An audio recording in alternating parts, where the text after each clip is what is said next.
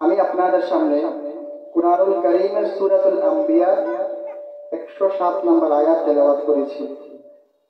এই সূরার মধ্যে আল্লাহ রাব্বুল আলামিন বলেন, ওয়ামা আরসালনাকা ইল্লা রাহমাতাল লিল আলামিন। হে নবী, আমি আপনাকে বিশ্ব জগতের জন্য, সৃষ্টি জগতের জন্য রহমত হিসাবে পাঠিয়েছি। আমি আপনাকে সৃষ্টি জগতের জন্য কল্যাণ হিসাবে পাঠিয়েছি। শুধু মানব জাতি নয়, শুধু দানব জাতি নয়, শুধু জিন জাতি নয়, যত সৃষ্টি জীব আছে সব কিছুর জন্য আমি আল্লাহ আপনাকে রহমত হিসাবে পাঠিয়েছি। সুবহানাল্লাহ। শুধু এই পৃথিবীর জন্য নয়, পৃথিবী ছাড়াও যত গ্রহ নক্ষত্র আছে সব কিছুর জন্য আমার নবী ছিলেন রহমত। আমার নবী যেমনি ছিলেন মানুষের জন্য রহমত, গাছপালার জন্য ছিলেন রহমত। নবীজি বলতেন, তোমরা প্রয়োজনে গাছ কাটো, কিন্তু প্রয়োজনে গাছের পাতাও ছিঁড়িও না, কারণ গাছের পাতাগুলো পর্যন্ত আমি আল্লাহ জিকির করতে থাকি। তেমনি ভাবে নবীজি প্রাণী জগতের জন্য ছিলেন রহমত। নবীজি একবার রাস্তা দিয়ে হাঁটতেছে, নবীজির সামনে এসে একটা উট দাঁড়ায় গেছে। উট ছিল অনেক দুর্বল, জীর্ণ শীর্ণ। উটের হাড্ডিগুলো সামনে থেকে দেখা যায়, চামড়ার উপরে হাড্ডি দেখা যায়। উট চিনে ফেলছে, এটা তো রাসূলুল্লাহ, এটা আখিরি নবী মুহাম্মদ সাল্লাল্লাহু আলাইহি ওয়াসাল্লাম। নবীকে দেখে উটটা কান্না শুরু করছে, উটের চোখ দিয়ে পানি পড়ছে।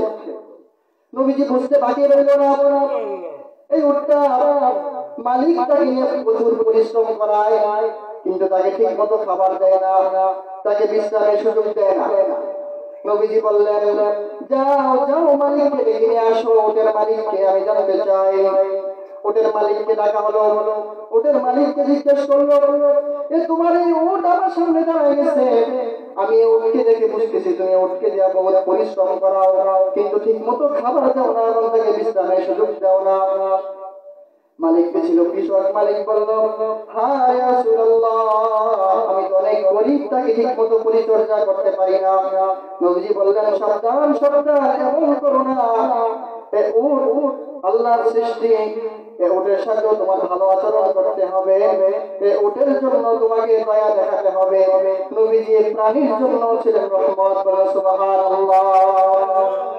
এজন্য আল্লাহ রাব্বুল আলামিন বলেন, ওয়ামা আরসালনাকা ইল্লা রাহমাতাল লিল আলামিন।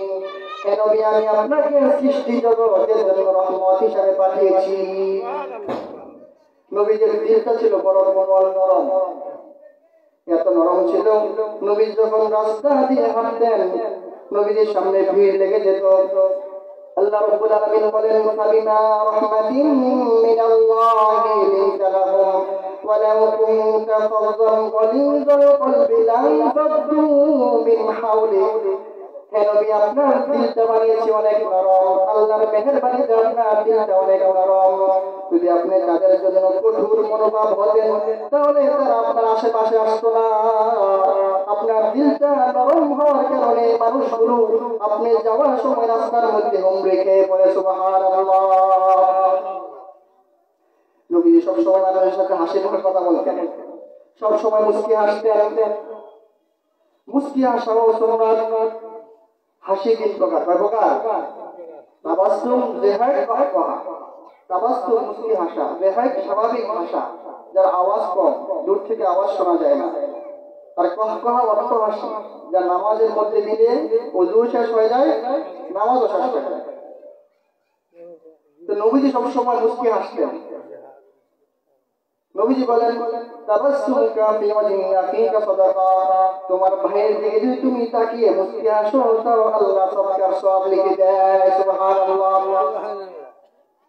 অন্য ভাইয়ের সাথে মুস্কি হেসে কথা বললো সবকার সওয়াব। তো সব সময় নবীজি মুস্কি হাসতেন, সব সময় খেয়াল রাখতেন যে কারো কষ্ট না হয়। কেমন নবী ছিলেন! ওয়াকানা মুস্তাহিয়ান, নবীজি ছিলেন অনেক লাজুক প্রকৃতির মানুষ। কেমন লজ্জা ছিল! একজন নতুন বিবাহিত স্ত্রীর যেমন লজ্জা থাকে, নতুন বিবাহিত কুমারী স্ত্রী যেমন লজ্জা থাকে, আমার নবীকে আল্লাহ তার চাইতেও বেশি লজ্জা দিয়েছিলেন। সুবহানাল্লাহ।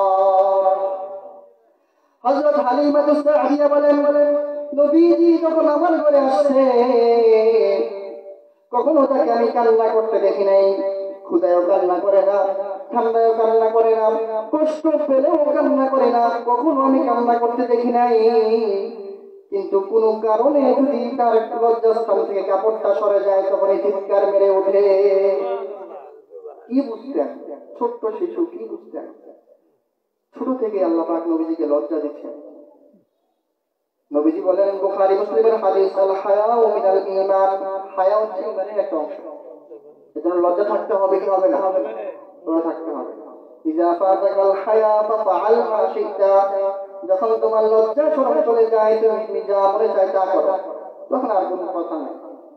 তার ব্যাপারে কথা আছে? লজ্জা নাই, সেই যা মনে চাই তা করতে হবে, তার ব্যাপারে আর কোনো কথা নাই। এজন্য লজ্জা থাকতে হবে। এবং নবীজি মেহমানদারি পছন্দ করতেন। নবীজি বলতেন, মেহমানগুলো রিজিক আছে আল্লাহর পক্ষ থেকে, আমি তো রিজিক খাওয়াই না, রিজিকের মালিক কে? নবীজি বলেন, মেহমান তো আল্লাহর মেহমান, রিজিক আল্লাহর পক্ষ থেকে আসবে, আমার কিছু না। সেজন্য নবীজি মেহমানদারি বড় পছন্দ করতেন। এজন্য নবীজি বলেন, মান কানা ইউমিনু বিল্লাহি ওয়াল ইয়াউমিল আখির ফালইউকরিম যায়ফা, যে আল্লাহর উপর বিশ্বাস রাখে এবং আখিরাতকে বিশ্বাস করে সে যেন মেহমানদারি করে। এজন্য মেহমানদারি পছন্দ হবে কিনা? পছন্দ করতে হবে কিনা? মেহমানদারি পছন্দ করতে হবে, নবীজির সুন্নাহ।